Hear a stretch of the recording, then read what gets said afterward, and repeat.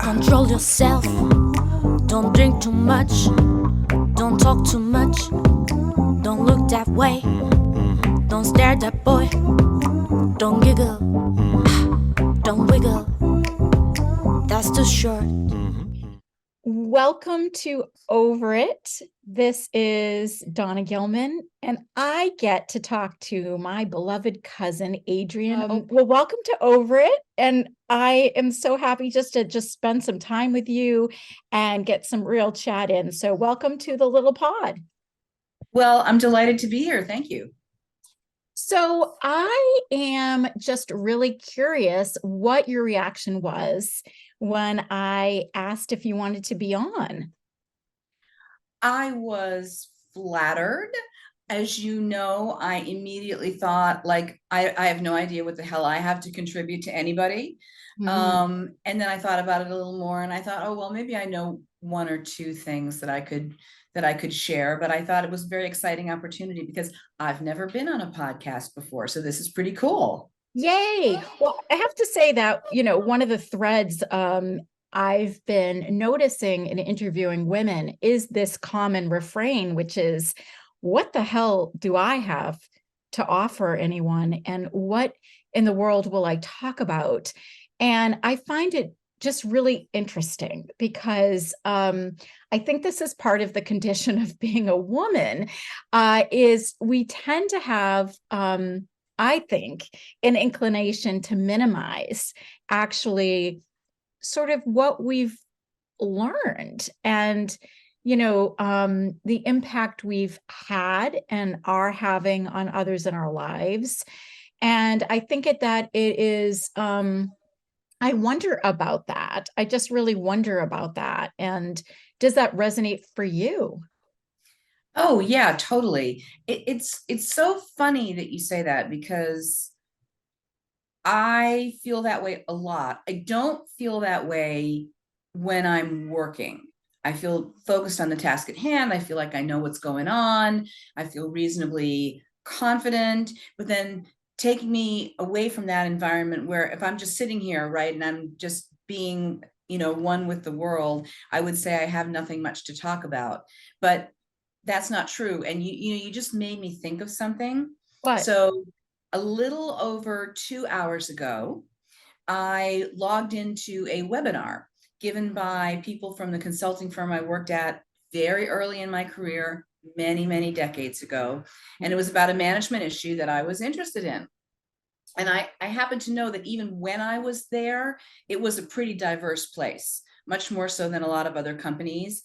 And giving the webinar were three older white men talking about what they had learned and the benefit of all of their wisdom for all of the rest of us. And I will also tell you that I did not last for the whole webinar because I got bored. Yeah. What I want to talk about this a little bit more because tell me about that boredom, and the flip of that is, if there had been women who were also co-facilitating this webinar, what do you think might have been different for you or struck you differently? Or what would you have yearned for? I think I might have just had more of a way to connect in because that was just one of my first thoughts was, wow, here, of all the people they could have picked, here are the people they picked, right?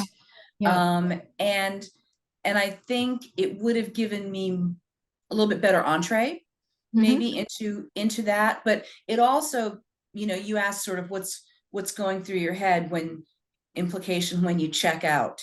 Yeah. Right. And I find that as I get older, I have less and less of an ability to focus my attention on things that are not important to me. Yeah. And that could be in any phase of life whatsoever. But it's like, I don't want to watch that television show. It bores me. I'm not going to listen to the second half of the webinar. I'm bored. Yeah. Somebody has some issue or another, and I'm always delighted to, be part of people's process and all that good stuff. But there might also be times when I'm like, I'm just not there with you, Yeah. That's something you're sort of over, is just sticking around and tuning into things that don't speak to you. And being there for everybody else's bullshit, Yeah. Yeah. because there can be a lot of that you have to deal with. And I think that's especially true for women who work and have families. There's a lot of stuff to juggle, and you have all these extraneous things preying at you from the periphery, of your consciousness. And I'm sort of over all of them, you Yeah. know. I feel you. I mean, I guess I want to go back to two things. One is that you feel like when you're in your professional sphere and you're someone who's had a really big career and has been a leader and a manager and an entrepreneur in so many ways, that when you're in that career sphere, you feel a sense of mastery and competence and confidence. But alternatively, sometimes in your own private sphere, I don't know how you would frame this, but it feels different. That can definitely be true. And that's not to say I don't have my moments, right, as a professional person or an entrepreneur. And if you're hearing sirens in the background, by the way, I do apologize. I don't know if they come through or not, but I'm here in New York and we have sirens. Yes, you are in New York, right smack dab in the middle of the city. Yeah. Yes. So I just got messy there and I forgot your question. So please repeat your question. Just feeling into that, one thing that I think a lot about is how we, and I don't know if this is the right word, I want to say armor up, but I don't know that it's that conscious. But as women in leadership roles, particularly in male dominated fields, sometimes I think that there is a way in which we have to step into both a professional role, but also a little bit of an armored role. And then when we are not in that role and we're in our private lives, that dichotomy of sometimes feeling maybe less confident or maybe less in charge of the narrative, or there can be more questioning. I'm curious about all of that. Yeah, so it's really interesting. You talk about it in terms of armoring up. Great phrase. I think of it as putting my game face on. Yeah, right. Yeah, you put your game face on, you go to work. In my case, stuff is coming at me every single second. Some of it predictable, some of it not predictable. And, you barely have time to get a cup of coffee, my drug of choice. Mhm. And that is very, very absorbing. It takes a lot of energy from you to do that all day long. And then I think a piece of what happens when you step away from that too is that you're depleted, or Right. you can be depleted from your day. And I find that when that happens, I don't have as much of the mental energy to kind of keep the demons at bay, if you will. Right. And they may not be as big as demons, right? But they may be, feelings of lower or less self-esteem, or they may be, maybe things come rushing in about a mistake I made that I wish I hadn't made, and that's going to take up a bunch of my mind space and things like that. And that's not to say that work shouldn't be absorbing and it shouldn't take up your energy, because we call it work for a reason. Yeah. And it is work. It does take a lot from us, but I think that's probably part of it for me. It's just the level of depletion. Yeah. Yeah. Especially after, I mean, I'm about 10 years older than you are. I've been Yeah. working for 40 years, pretty much nonstop, Right. have a husband, have a son, have all the concomitant issues that come along with those things. And it's 40 years is a lot of energy to be putting out there into the world. Well, and it takes a lot of psychic energy to put your game face on, to keep it on, in my vernacular, to armor up. I mean, it does, even that takes a certain amount of psychic energy that may be something we're not aware of, but it does. And it can also feel like a relief to be able to compartmentalize and show up fully to our workspace and kind of put all the demons and all of the other vulnerabilities and insecurities in their little box, and not Yes. have the focus or time to like look in that box. And then when we get home or at the end of our day, right? We can be confronted by that stuff that we've stashed away and also feel really too tired to deal with any of it. Right? For whatever reason, even though this went on over a period of time, it always seemed to surprise me every day that I would come home from my intense job being a COO somewhere, taking care of everybody else's operational problems, get home and not have a break at Yeah. home. And I think so many women with kids experience this. You get home and you have a second shift that you have to do. And that's probably as long as the first shift, Right. including commuting.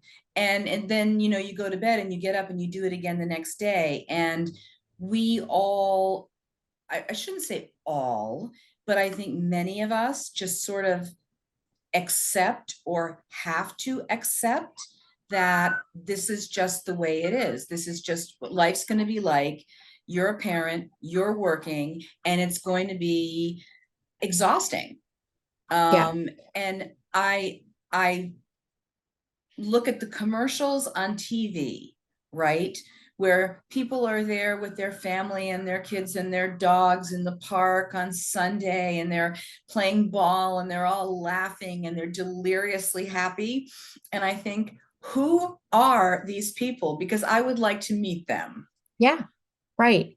Right. I mean, the mental load of shifting from your first shift into your second shift of the day, the mental load of parenting, the mental load of partnership, the mental load of running a house to whatever extent, I mean, that mental load to me is what takes me out. In a way, work is work, right? And again, we're using very masculine words here, like putting our game faces on and armoring up and, almost like we're going to battle. But, when we come home, which is a place where ideally we would like to be able to be soft and kind of fall apart at the edges, we're met with that next shift's workload and the ways that we are also required to show up and show up with whatever's left of ourselves. And so I think there's a way in which being a woman is uniquely exhausting, particularly if you are also you're working outside of the home and you're mothering or you're just parenting, whatever that is, it's exhausting. Now your child is away at college. What, if anything, is different for you in terms of, your energy level, where you see yourself putting your energy? Is there any softening? Is there any rest going on? Or do other things just come in to fill that space? Yeah, so sort of complicated answer to that question in a sense. First of all, I miss him terribly. Yeah. And I know he's 20, but he's still my baby, right? Right. So I miss him. I worry about him. I'm happy for him when he has his triumphs, and things like that. As far as that energy space, and you and I have talked about this a little bit, only about 2 weeks ago, I've taken a step back from that intense career so that instead of working all the time, I'm taking a pause. I'm on pause right now. I'm on break. And just in the past 2 weeks, I feel fragments of myself coming back to me. And they're Wow. little things. They are like, I can read books now because I have some space to read books. My vocabulary is actually better, I think, because I'm not quite as, physically tired. I'm still psychically tired, Yes. but I'm not as physically tired. Things like that. And for me right now, I think one of the challenges is going to be like, what next? Right. Because I can already tell that as cyclically depleted as I am, I also need to be busier than I thought I was going to need to be. I'm getting bored You're a getting little bored. bit, Yeah. also around the edges. It's like, well, what else can I do? Can I go do the dishes? Now, that is not a scintillating activity, right? No. No, but to me, it signals that, I thought I would pause and I would really kind of marinate in the quiet a little bit. And what I'm finding is maybe I'm not as quiet of a person as I thought I was going to be, Hmm. and need more to do and need more that's substantive to do, because I've been in healthcare for 40 years. My work's been pretty substantive, most recently in behavioral health. And I miss that. I don't miss the grind Right. of the work, but I miss the substance of it. My company, Mind 24/7, saves people's lives. We've helped almost 50,000 people in 2.5 years. And Amazing. and it is kind of amazing. And it's something I'm really proud of. It's something that's very substantial, so that even if what you're doing in the course of your workday ends up being something goofy and stupid, right? You're still doing it for a really, really good reason. And what I need now, I think, is to go take some time, not rush, but I need to find another reason. If you're enjoying Over It, make sure you follow us on Spotify, Amazon Music, or Apple Music. Another reason. Yeah, Another for reason, sure. with a Another capital reason. R. Yeah, work that is in alignment with your values, which in large part is to help humanity on some level. And I also wonder about, for us as women, the dilemma of, we want to be of service, we want to feel stimulated by the work that we do, but also the way that work is the thing we know how to do in many Mm-hmm. cases, and sometimes the thing we're less versed at, aside from vacations where we might lean into relaxation. But part of what might be less developed for some of us is the muscle of, how do I nurture my spirit, right? How do I Mm-hmm. also give to myself in a way that feels more balanced? So there's a work balance and then there's a self balance. And I wonder about your relationship to that, if that resonates. No, it totally resonates. So this concept of nurturing, um, I want to find those places where I Mm, can do that, because it's been so long since I've had time for me, that it's like I don't even really know what I want to put in that time. right. I know one of the things I want to put in that time is more time with my women friends. Yeah. I think that's important, because I used to have that, and then in the press of events, that sort of fell away. And I really want that. I know I want the arts. I want Yeah. some involvement with the arts. I know I need to take better care of my health. So that's nurturing. I need to do that. Although sometimes that's just ticking the box on the doctor's appointments, that Right. you've put off and now you got to go do them. But figuring out what those things are and recognizing that what has depleted me was also, this type of work was also something that in its way nurtured me, you Mm, know, nurtured me intellectually, right. nurtured me in that sense of doing something really good for the world, and that those are really important things. And those are things that I need more of, I think, or that I'm going to need more of after my pause. Yes. Well, I'm curious about the piece about, because you've said to me we need to get together, and I totally agree. I would love to spend time together. When you think about what being with other women might bring you at this point in your life, or recollecting back on when you had more space and time to spend time with female friends Mhm. brought you, what do you imagine that is? Or what are you hoping that will be?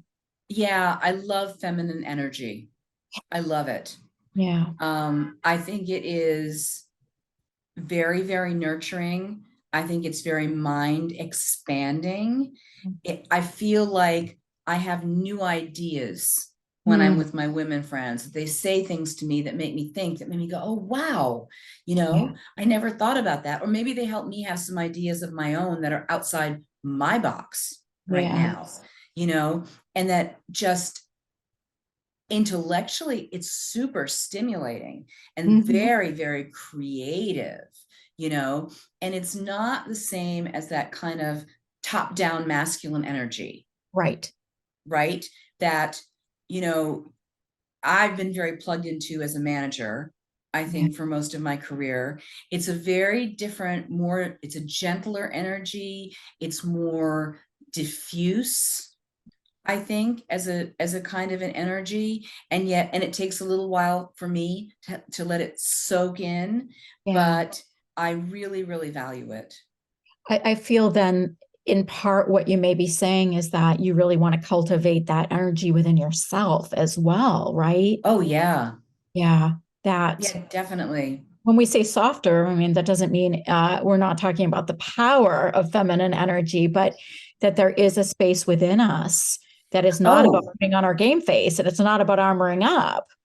yeah, it is not weak energy at No. all. It's very, very powerful energy. The other thing, because I just came off of spending a couple days with two girlfriends, I you just don't laugh as hard and like the belly laughs as when you are with female friends. I am telling you, there's no laughter like that. Like where you're laughing so hard you're almost peeing your pants. And Yes. I just don't experience that in other areas. And it's not that men aren't funny, but there is nothing like the places you will go in hilarity with other women around that shared experience of just womanhood. I mean, just whatever it is, it's just hilarious. And that is so good for the soul. Yeah, you're so right about that. And the really funny thing is, so one of the things that I discovered just in the past couple of weeks is Sex in the City.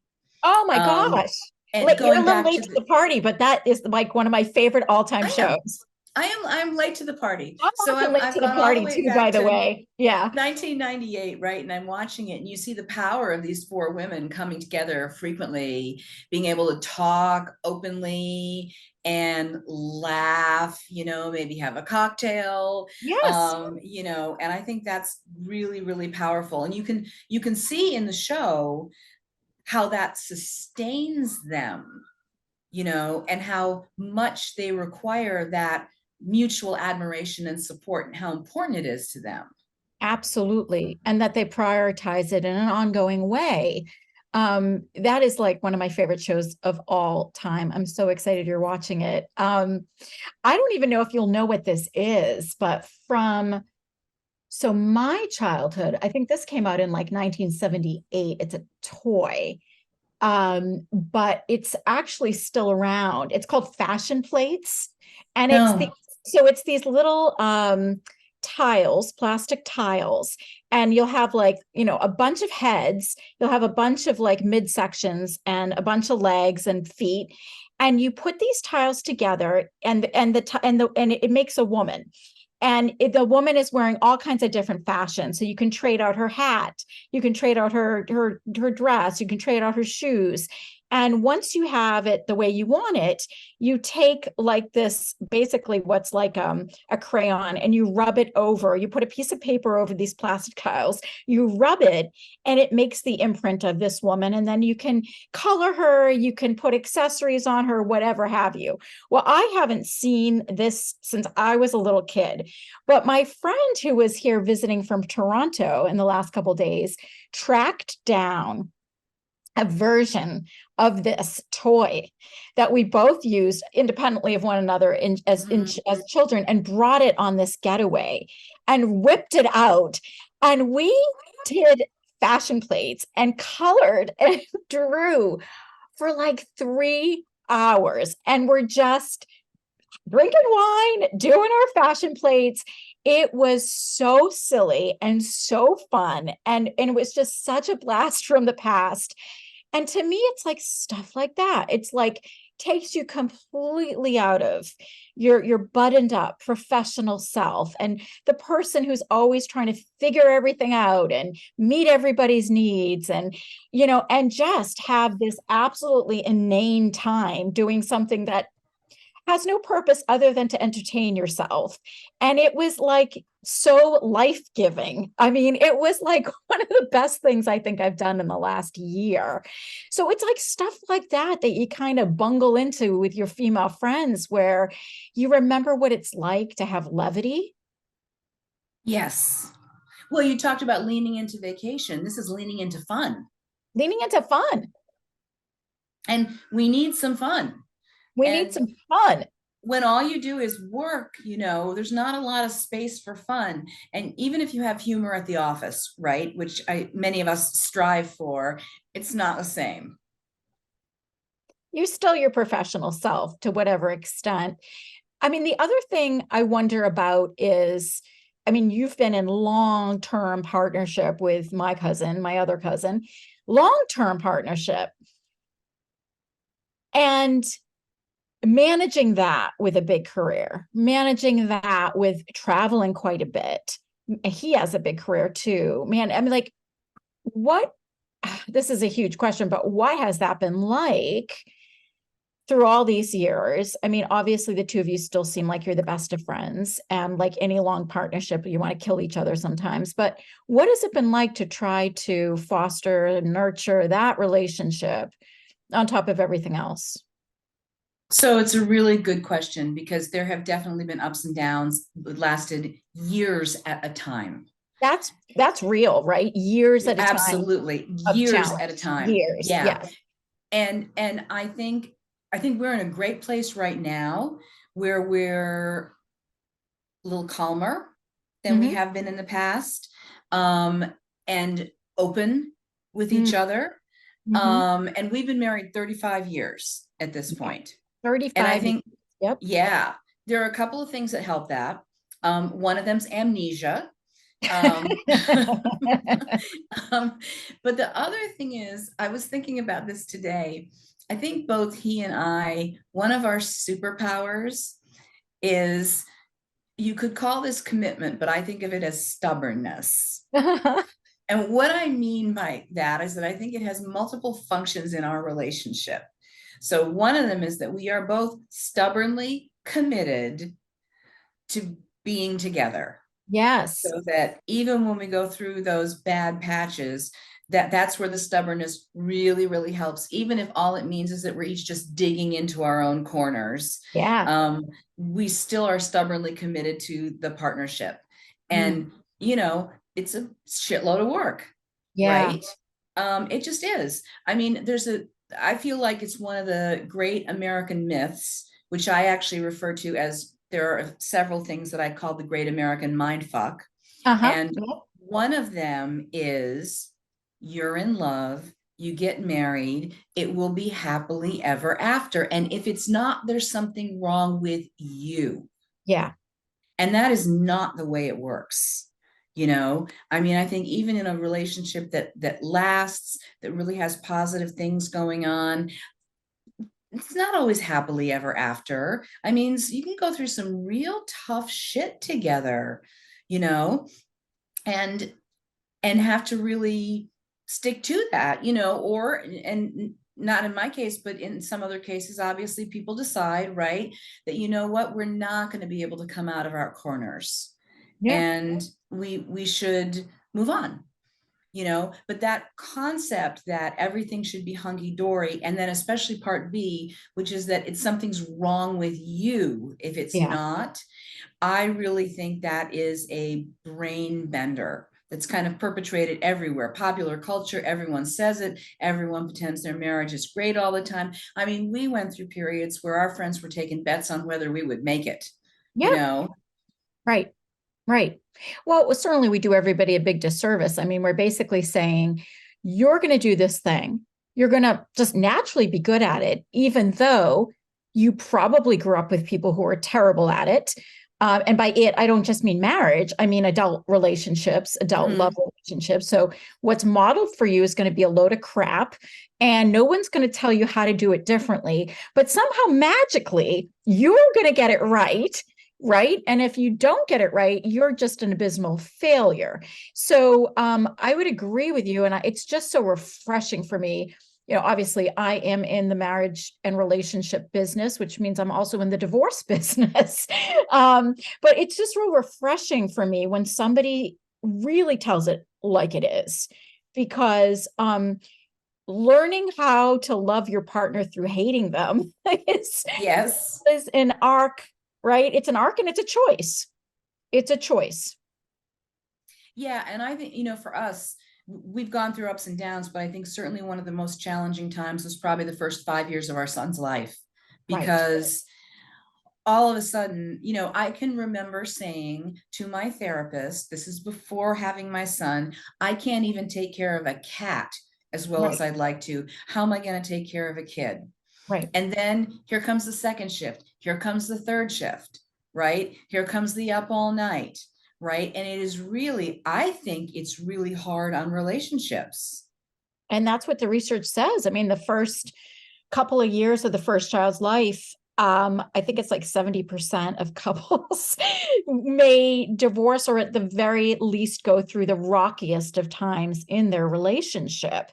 And so this idea that, right, I can barely keep a cat alive and you clearly can't keep a plant alive, but somehow we're going to collaboratively like keep this human alive and help this human to thrive, and somehow we're each going to thrive at the same time. What a bunch of bull.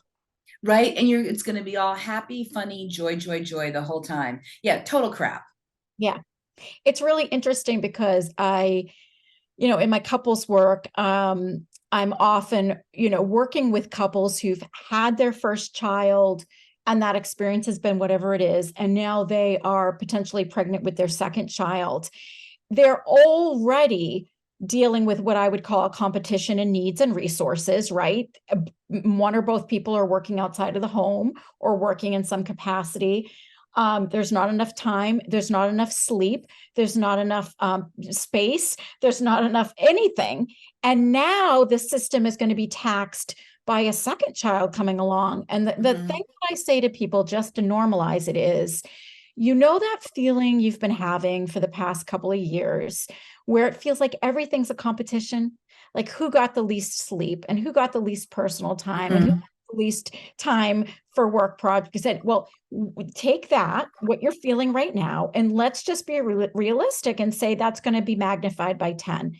Because I think if we can be realistic in setting our expectations about what it's going to take to get through this, then we can start being a little bit more fair potentially to ourselves and to our partner or partners, right? It's like this idea that, yes, it's hard, but somehow it's not going to get harder is another part of the mind fuck. It's like, no, it is going to get harder. So Right. let's plan for it. Let's just plan for it. Let's talk about it. Let's anticipate it so it's not a big shocker and you don't end up blaming each other for it. Like, let's just feel into, as glorious as this thing is called parenthood, it's a shit show too. And, very few of us are really equipped for what it takes to manage work and child rearing and somehow give to a relationship. Right. Right. I mean, and that's especially true if one of the people in the relationship is picking up more of the child rearing than the other. Right. Which I think is pretty consistently documented that that's the woman. Right. The child care as well as just the mental load, right? Yeah. Yeah. Sometimes I see a little bit more equity in terms of the actual physicality of childcare if we're talking about, a heterosexual couple. But what I see more often than not is that the mother is carrying the majority of the mental load. She's often the one who is planning all the doctor's visits. She's often the one that's planning all the play dates. She's often the one that is overall maybe monitoring school activities. Some exceptions for sure. There are some really active and interactive fathers. But research does support the idea that women do tend to carry the majority of the mental load of mothering. Yeah. So I think that that's like the third shift stuff, right? It's work, it's the physical caring for the children, and then it's the mental load of, oh my God, wait, what goes in, where's that waiver I have to put in the book bag? And it's all of that stuff too. Right, right. And I also, and the other thing is that I think women don't talk about this enough, Hmm, because you can be seeing people every day, but you can be very isolated in this mind space, when you're absolutely. in that time. And I can remember, like when I would go to school to pick my son up, for example, everybody's there. It's all moms. All the moms are there. They're all dressed to the nines, and I'm there in like my t-shirt and jeans, right? And they're all just all a chatter and all a Twitter. And I just thought, who are these people? They seem so happy. And I realized later on that maybe that wasn't quite the case. Yeah, I'm sure, right? I mean, I used to, the word I would use from my own experience, although I wasn't thinking about this consciously at the time, was I think ultimately I felt a lot of shame about the ways Mhm. that I was struggling in my motherhood. I didn't have a great model for mothering. I don't know what the hell I was doing. And also, and here's a piece that women don't talk about enough. I wasn't enjoying it that much. Like Mhm. there's this idea that I should be enjoying it more. It should come more naturally. This should be easy and fun. And I wasn't having fun. I Right. I mean, maybe there were fun moments, but it was way harder than I imagined. I felt really incompetent and inadequate a lot of the time. I masked except with my closest girlfriends, provided they were also saying, like, yeah, this is hard. I'm not doing very well, right? Yeah. But with the world, we all wear this mask for the most part of like, yeah, I am, everything's great. Yeah. And I mean, that's another thing. I think maybe that's true for men too, that everybody wears the mask, right? Hi, how are you doing today? Fine, great. You? Yeah, Right? That's a sort of standard American greeting interaction when you first run into somebody or you're in the elevator or whatever. And it just masks everything that's going on, right? yeah, I mean, I can remember having been like really, really low and smiling and saying, everything's great, you right, know? right. There were times I would drop my kid off at school and I would drive to another location and sit in my car and cry just to gather myself before I went into my work day. Yeah. Just get it Yeah. out so I can, yeah, go about my business. Yeah, yeah. And you've been very open about some of the challenges that your son faced in these podcasts. And my son as well had learning disabilities, health issues, and has made a great deal of progress in those things. But those are very, very stressful things to have going on top of everything else. Right. Because then you also do that comparison piece. You can't help it where you look at other kids and how you perceive that they're functioning at any Mhm. window of development, how you perceive they are. It doesn't mean they're actually optimally functioning, but sometimes they really are functioning better than your child in a lot of ways. Or, and I don't mean that in an achievement sense.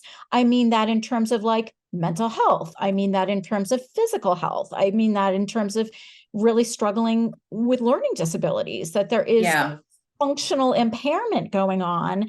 And so, I also felt a lot of shame and inadequacy around that. Like, right. I'm just being real that like my child in some way wasn't showing well, and I didn't want people's pity and I didn't want people's sympathy and I didn't want them to see my kid as less than. But I had my own concerns about all of that. Like, is this kid going to be okay? And is this kid going to be able to keep up with his peers? And, you know, Right. there are real things going on. There are real concerns going on that maybe not every family has to deal with, that there are outliers in terms of what makes for a more challenging childhood for someone and therefore a more challenging parenting experience. Yeah, I think that's absolutely the case. And I think, when I think about my own experience, you use the word shame, right? About covering. I think Yeah. that's true. You're running into all these people who are like, my kid gets A's in every subject. How's yours doing? Mhm. You know, and even at that achievement level, there's this pressure that everything should be perfect, right? As opposed to just taking a breath, taking a step back and being like, yeah, they're kids, you know? Yeah. Yeah. They're snapshots of development.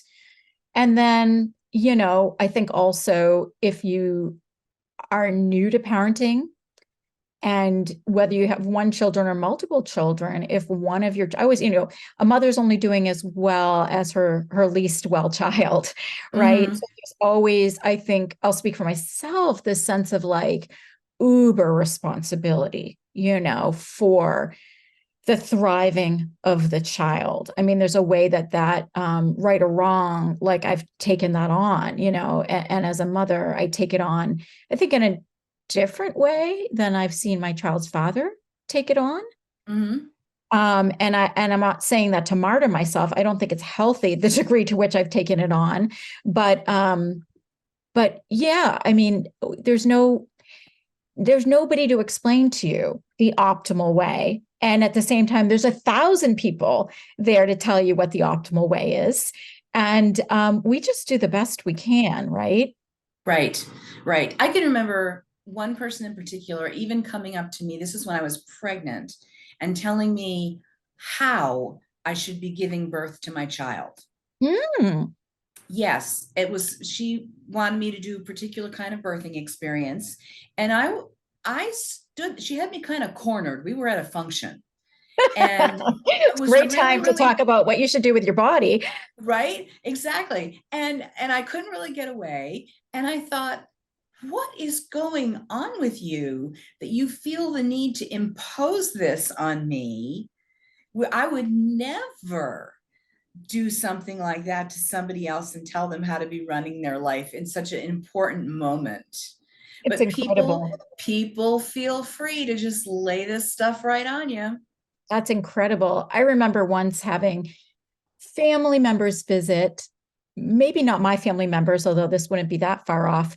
And my child was having some behavioral issues. And that person saying, quite seriously, have you thought about, essentially, have you thought about, not just spanking him, but basically like old fashioned, like getting a branch and giving them a whooping. Oh my God, really? Yeah. And a lot of pressure around it too. A lot of pressure on me, like, you're really missing the boat here. And that's why this kid is having problems, because if you just got a switch and you used it regularly, you wouldn't be having these issues. Now I'm curious, was this individual who said this older than you? Oh, yes. Yes. Yes. Okay. This was a more elderly person. Okay, because I think there's a generational aspect of that, labeling kids bad kids Right. when maybe there's something else going on. Then it's not that they're just bad, Right. right? It's not that just, Ricky doesn't read well. Well, he doesn't care to pay attention in class. Therefore, that's his problem. Maybe that's not Ricky's problem. Maybe Ricky's problem is that he's dyslexic, Right. you Right. know? Or maybe the problem isn't that we're laissez-faire parents, but that, we are challenged to parent a child with specific, needs that may be confusing and complex to understand Yeah. or explain if you chose to explain it to somebody else. Right. So, in the vein of having a more complex narrative, when somebody asks us, how are you? What would you say if I asked you right now in your life, how are you? Tired. Tired. Yeah. Yeah, I'm tired. Um, I'm tired. I'm feeling really good about being able to try to take a break from being tired. I feel like my relationships are in a good place. Um, and I'm happy that I'm able to be more present, to nurture them, to have be more present for my husband, to be more present for my son than I've been, Right. honestly, Right. in the past 3, 4 years. Um, yeah,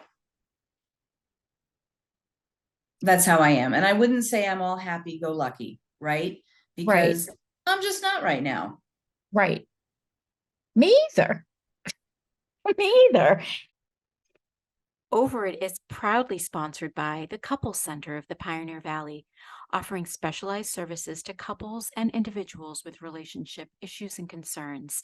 Check them out on the web at pioneervalleycouplestherapy.com or call them at 413-570-0067.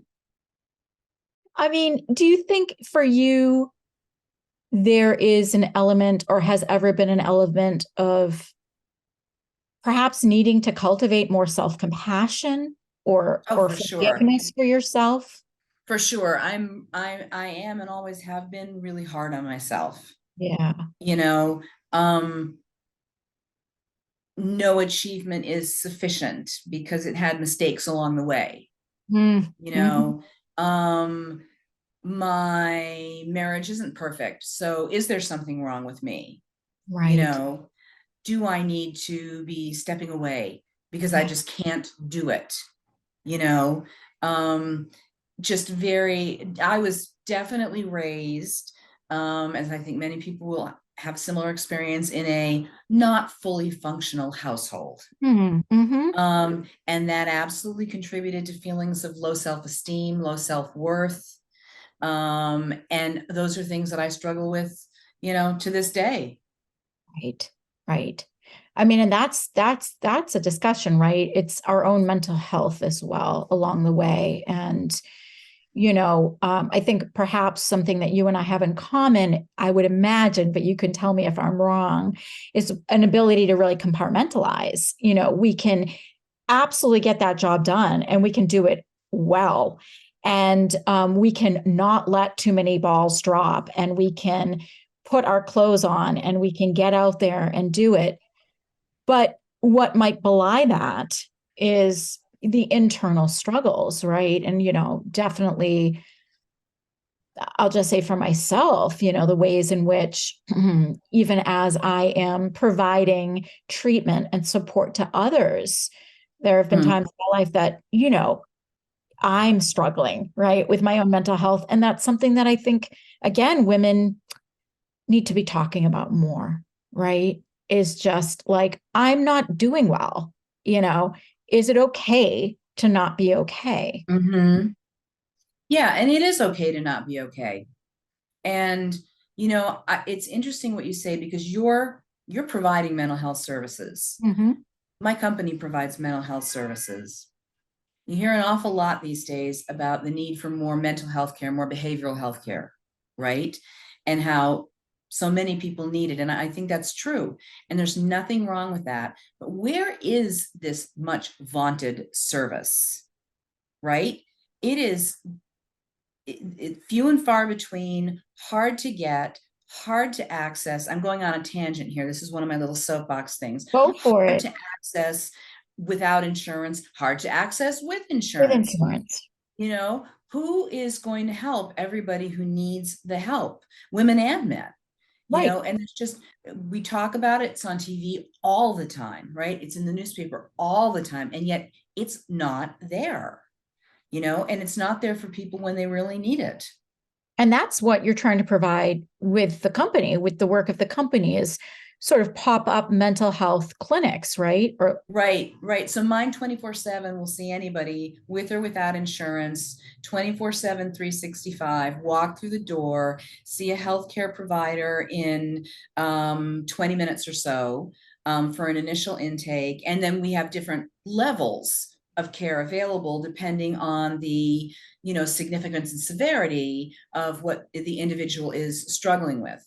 And I feel like we're there. This is, we have mental health urgent care. We have mental health. You can stay with us for a full day if you need to. We have therapy services. And I feel like we're stepping up and doing it. And you can see it with, we've had, I don't know if I said this before, but we've had about 50,000 yes, patients. And the need is clear. It is hyper clear for young people because absolutely. our population is skewed toward a younger population. And by that, I mean kids. Yes. And I think part of that is just that adults are more like toughing it through, and some of them are just not going to show up for care until they really are at their wits' end. But kids are really, really struggling, and they're not doing anything wrong. They just really, really need that help and support, and it's just not there. Right. Right. Kids are really struggling, and sometimes the child is sort of the identified patient for the family as well. Yes. That the parents are struggling as well, but like you said, it's sort of like, here's the kid presenting with all the symptoms of the family system. And in this neck of the woods, I mean, the wait lists for comprehensive services for child mental health are 6 to 9 months. So that puts people in a position where either they're going to the emergency room or they're trying to go through crisis centers, which thank God they exist, but can actually be really traumatizing. And then you're still sometimes waiting on beds if somebody really does need to be hospitalized, right? Right. So I'm grateful that your company exists, and I hope and I know they'll continue to spread. I hope they'll spread more and more into the East Coast as well, because primarily right now you're Midwest, We're in Arizona right now, and we are Arizona, expanding, and but it's expanding. going to be in the West right now. Okay, in the West. Okay. And any chance that they might expand to any kind of online services, or is that just too tricky across state lines?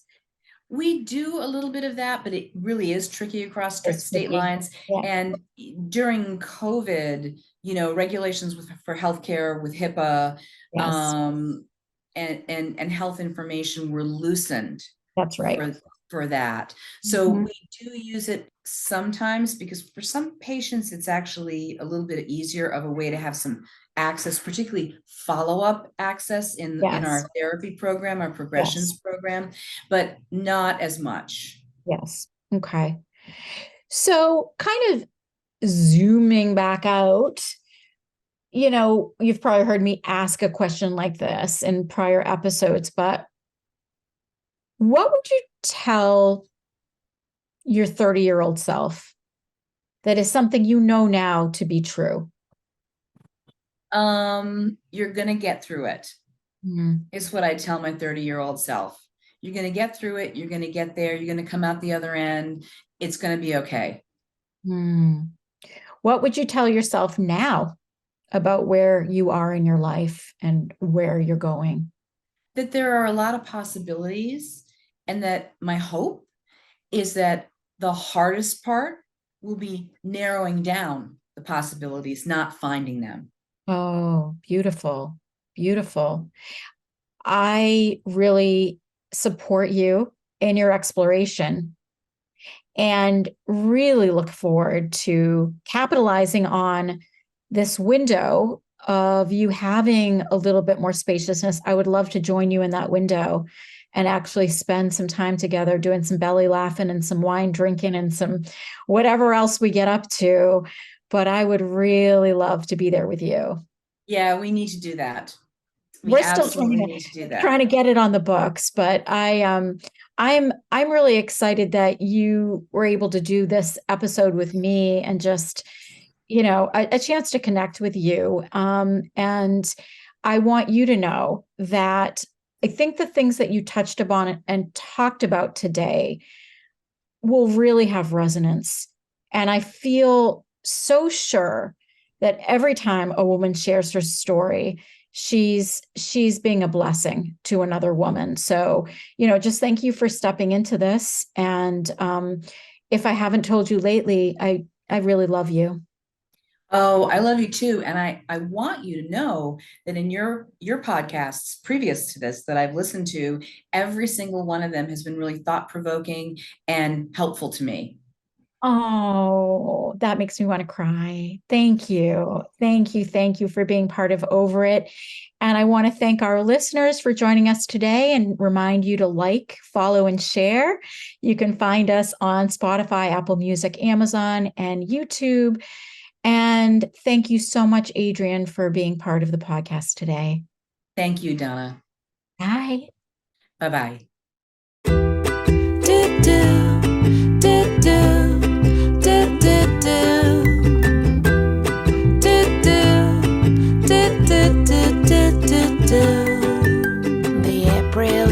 your soul, tears falling like the raindrops through the sound, colors reflection in your eyes. The April in your heart blossoms of the flowers of all kinds. I love them all, I love them all. Spring is in your love, spring is in your eyes, spring is in your heart, I want to live in. And the April of your soul, dark clouds of the winter.